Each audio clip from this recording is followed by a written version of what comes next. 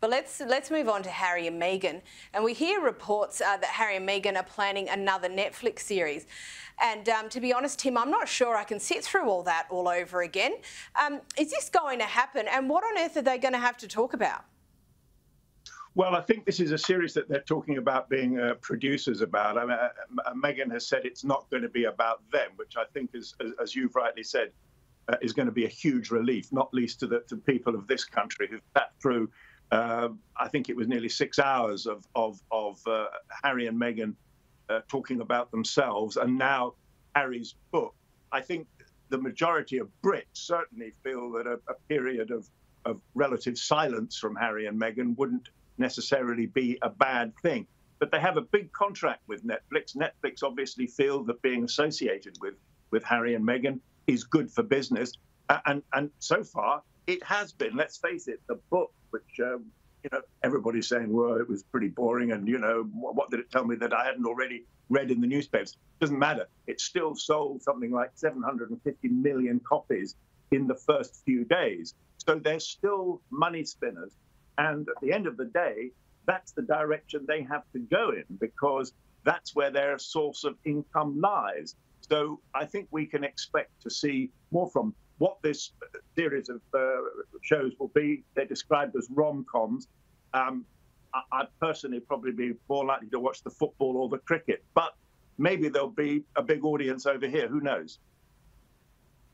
Yeah, that will be really interesting. And I do get the sense people are becoming a bit browbeaten by all of this Harry and Meghan laundry airing. But I find it quite extraordinary the way that it does seem to get so much traction.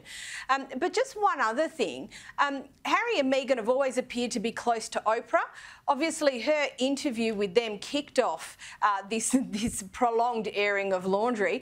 But apparently Meghan wasn't invited to Oprah's birthday. Have Meghan and Harry kind of done their dash with the LA celebrity scene, or is there something else going on here?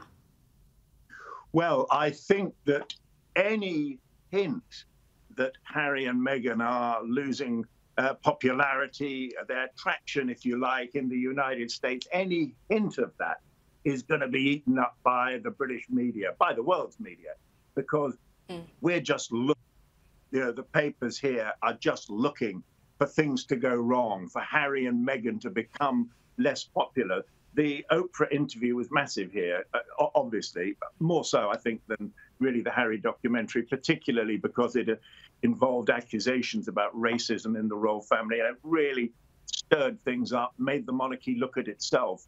And the fact that now Oprah didn't invite them to her birthday party, people love that here.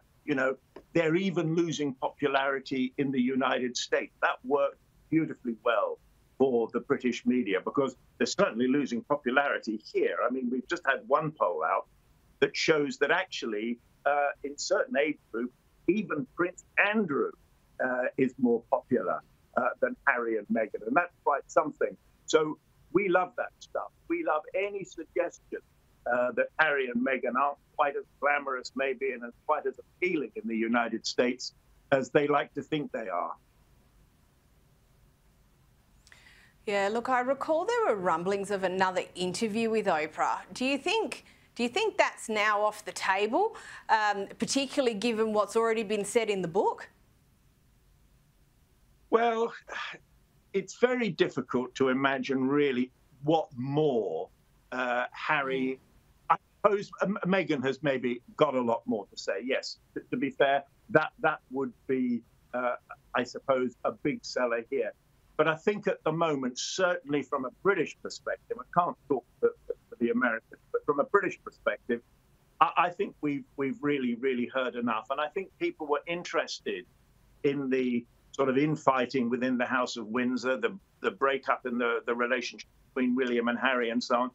But in the end, I think some people got bored with it, and some people got slightly embarrassed. And the feeling was, look, if this was any other family, we wouldn't want all this stuff to come out. It's embarrassing, it's private, it's personal. And I think a lot of people feel that the best thing that Harry and Meghan can now do is just to get on with their lives and let it rest. And it does look, to many people in this country, as though it's simply for the money. They're just making lots of money washing the royal family's dirty laundry in public. And people, by and large, don't care for that. No, they don't. And if, like you said, if it was any other family, we probably wouldn't be talking about it. Look, Tim, thank you for joining us. That was a rather enlightening discussion, I have to say. And we'll definitely be chatting with you again soon. Thank you so much. Always a pleasure.